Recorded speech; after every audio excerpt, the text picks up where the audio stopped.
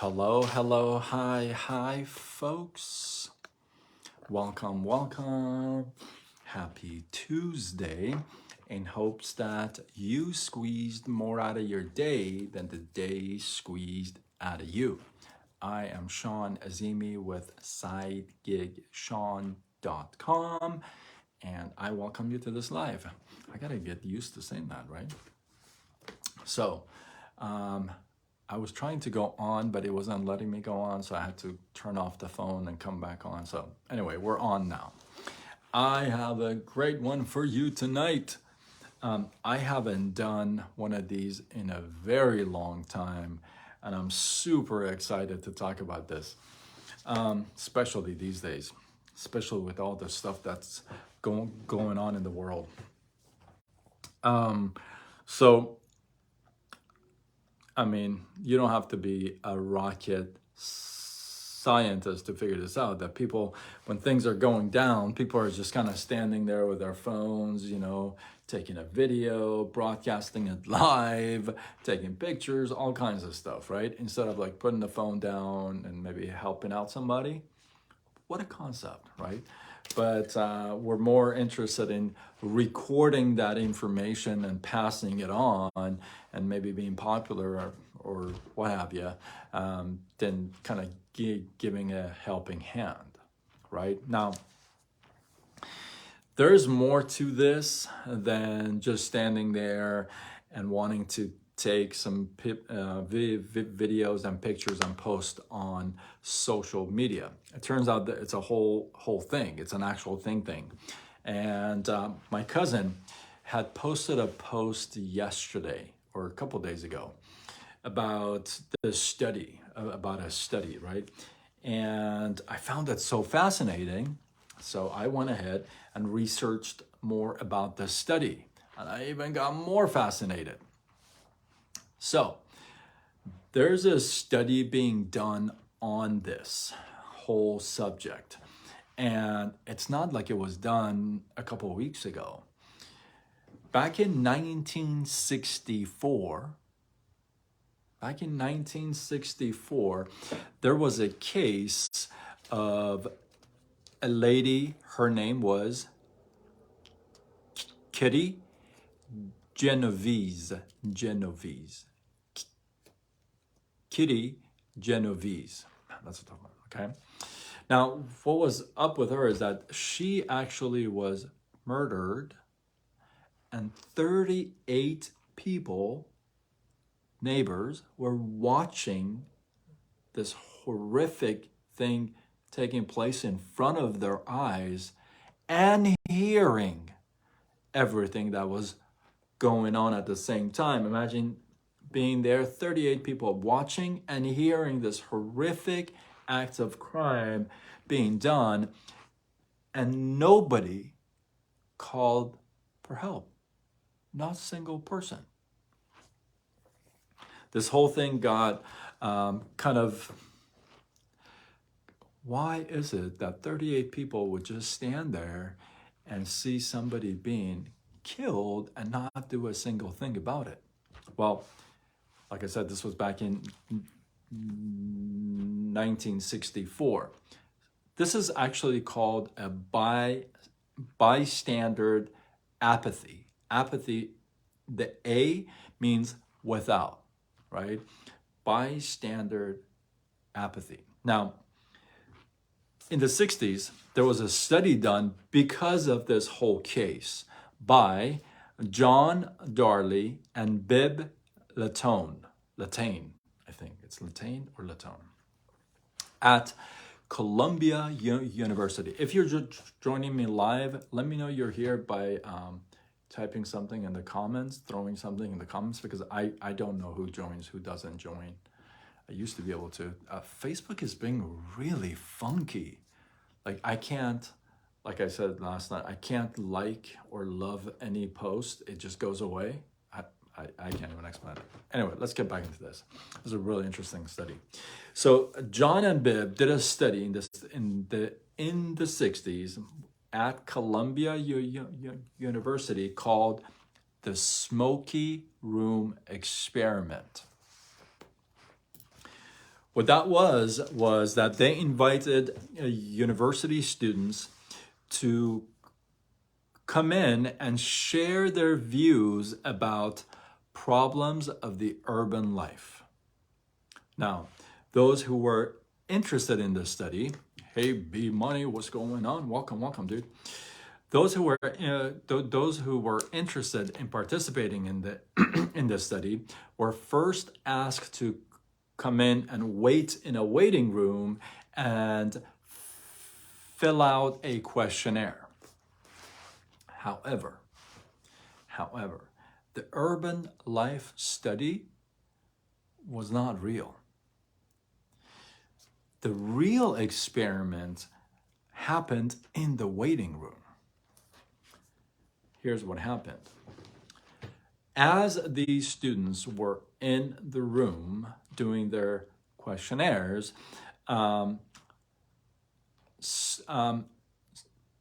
smoke starts to leak into the room from underneath the door.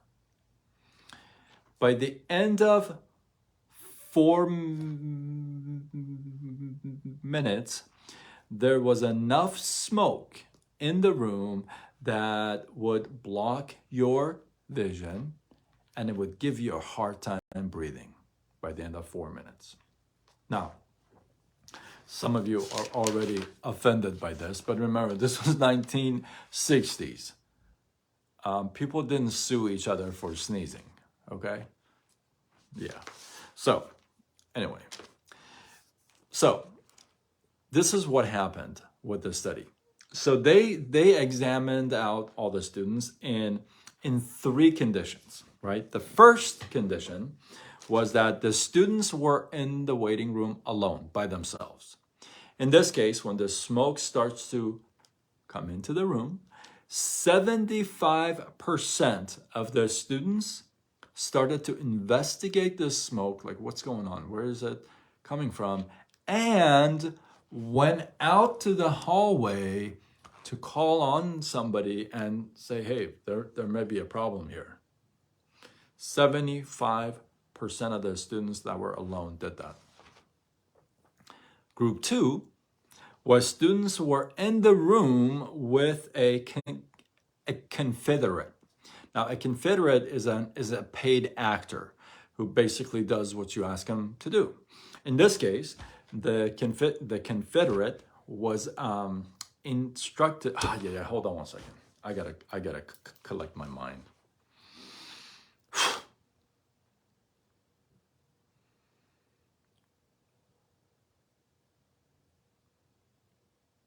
Okay. I have to calm my mind. The confederate had been instructed not to react to the smoke. And if the students were asking him, hey, or her, hey, what's going on with the smoke? He'd say, I don't know, and shrug and just continue back to the questionnaire, right? Now, in this case, 10% of the students reported something's wrong or left the room. Only 10%. Now, group 3, where students were placed in the room 3 at a time, right? And the thing was, these 3 were actually real students, no confederates, right? Now, in this case, 38% of these students reported or did something about it. 38%. Now, conclusion. So first group, we had the student by themselves, alone. 75% reported. The second group was student confederate, right? Only 10%. And then we got student, 3 students in the same room, and no confederate, 38% reported. Now, the conclusion says only 1 out of 10 reported and did something at the end. Isn't that interesting? This is back in the 60s. There were no cell phones, no social media, no internet, nothing like that. Isn't this interesting? Doesn't this blow your mind? 1 out of 10 reported or did something about it. The rest of them stayed the full 6 minutes in the room. And if you remember, I told you, 4 minutes in, you can't even see, and you're having a hard time breathing. They stayed the whole 6 minutes in the room, and what they did, they used the paper to kind of clear their vision, if you would, and then continue back. They opened the window as well, but they never reported or went out the hallway. Now, that's such a fascinating story, and I loved, study, because this was done back in the 60s. Like I said, no cell phones, no internet, no Facebook, right? No social media. 38 people are standing there watching somebody get killed and not saying a thing. It turns out, when it's an emergency, the responsibility of the individual is decreased in a group situation. If I'm in a group of folks, something is happening in front of me, the responsibility that I have, because I'm in this group, is less. It decreases. I'm not as responsible to say something or to report or to give a helping hand. I'm not as responsible because there's other people there too. But wait.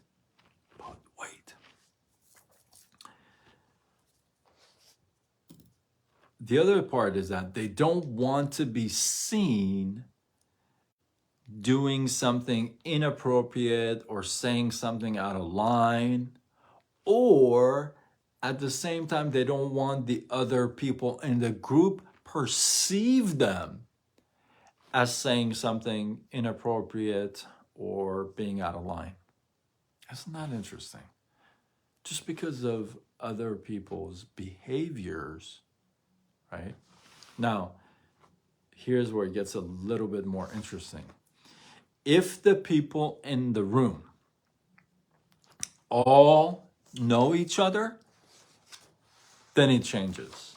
Then you actually see more people giving a hand and doing something about it. Isn't that interesting? If we all know each other, because we all share that responsibility, right? Now, I thought this was really interesting because, like I said, back in the 60s, you would think that people would be more responsive to things, right? They would want to help or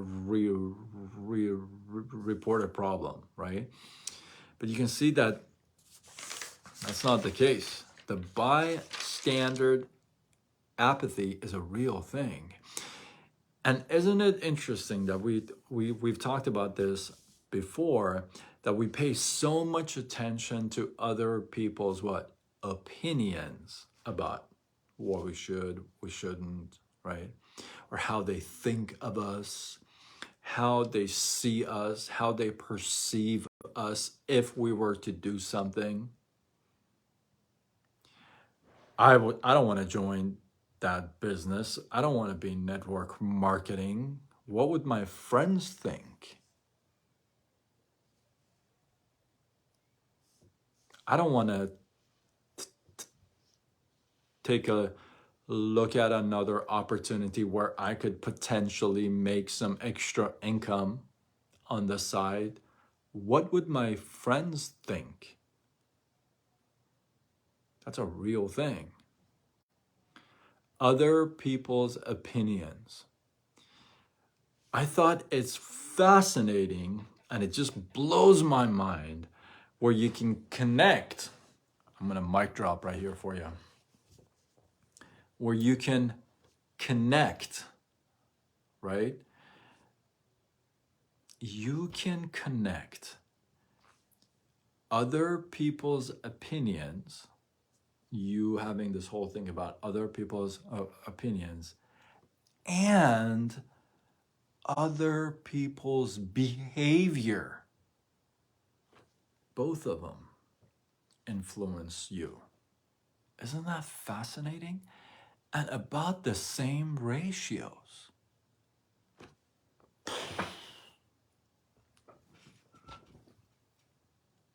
You pay so much attention of what other people think of you and say about you, right?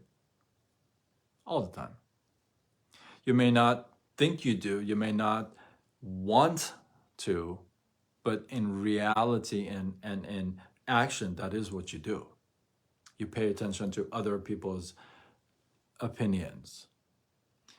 But at the same time, you also let other people's behaviors influence you. Meaning, if you're among 5 friends, if they don't want to do network marketing, they don't want to make extra cash on the side, they don't want to exercise their entrepreneurship muscles, what happens to you? You don't want to either. Because other people's opinions and behaviors go hand in hand together, and what an influence that it can have on you. Isn't that interesting? Isn't that interesting?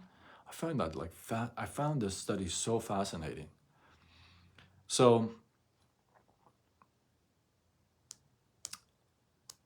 the funny thing is, like I said, this was back in 1960s, and you and I both agree that it hasn't changed. Doesn't matter if there was no social media then and there is now. It hasn't changed. We let that influence us. We let our decisions be influenced by not only other people's opinions, but by other people's behaviors as well. Like I said, you're in a group and somebody wants to share with you an opportunity to make extra money on the side, or maybe you want to spend more time with the family, and you're like, dude, I work 12-hour days. I don't know how long I can keep this up. Well, if you don't keep it up, what's the other option? Like, how are you going to eat?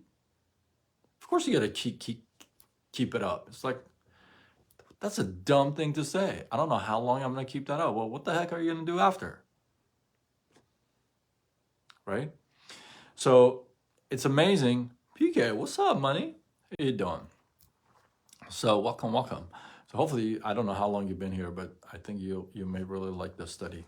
But if that's really the case, right? If that's really the case, it's like, if you're in that group and they don't want to exercise it, they just want to sit on the couch and binge through Netflix and do whatever and this and that, and you're like, well, if I take an hour and go and look at an opportunity, or take it, just like read a book, what is this guy gonna think about me?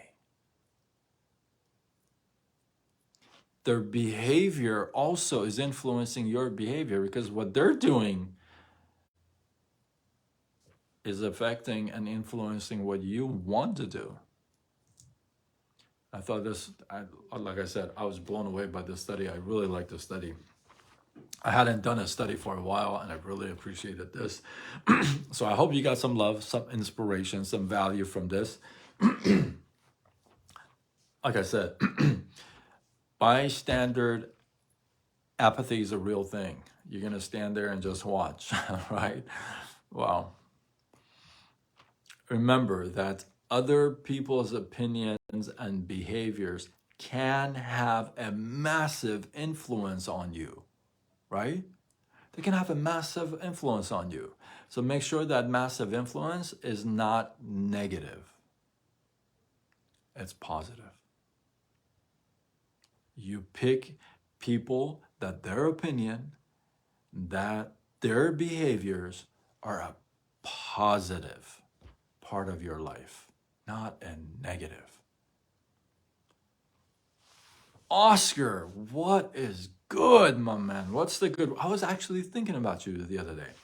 I'm about to wrap this up, so hopefully you can catch the replay and let me know your feedback.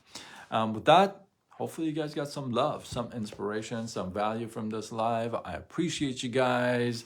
Drop your thoughts, your comments, your feedback below. Hey, if you have one of these examples, like you were a bystander, you were like watching. I mean, I hate to admit, I have. There have been other times where I've stopped and participated, but I was probably young and stupid back then. But yeah, if you have an example or if you have something you'd like to share, drop it in the comments below. Let this feed grow. And if you feel like this was worthy of sharing, do what you got to do. Spread the love. Tag a couple people to this. Share this on your wall. And I am Sean Azimi with SideGigSean.com, signing off until tomorrow when we do it all over again. Much love.